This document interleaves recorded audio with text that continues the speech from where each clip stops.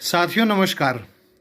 मध्य प्रदेश की कैबिनेट ने एक बड़ा फैसला लिया है और राज्य के सीएम ने घोषणा की है कि अब मध्य प्रदेश के राज्य के मंत्रियों को खुद से इनकम टैक्स भरना होगा।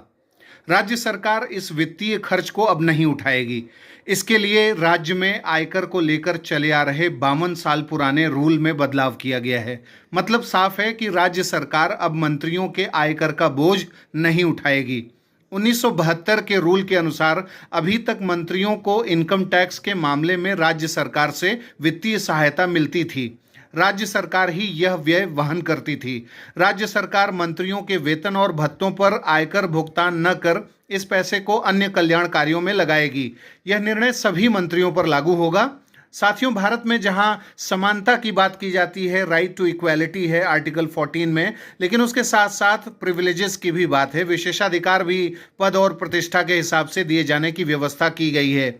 चूंकि भारत एक वेलफेयर स्टेट है और टैक्स से मिले पैसे से वेलफेयर स्कीम्स चलाई जाती है, इसलिए यह जरूरी हो जाता है कि देश में इनकम टैक्स को तार्किक आधार दिया जाए, इसे रैशनलाइज किया जाए और समर्थ लोगों का भार राज्य सरकार न वहन करे। ऐसी परंपरा की शुरुआत होनी चाहिए। जैसा कि मध्य प्रदेश में हुआ है, ऐसे अन्य राज्य भी अनुकरण कर सकते हैं। साथियों, आपका क्या विचार है?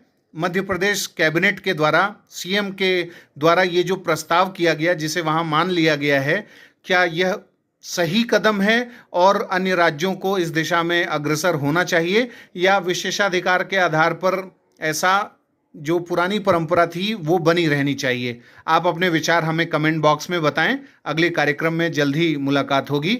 इजाज़त दीजिए। नमस्कार।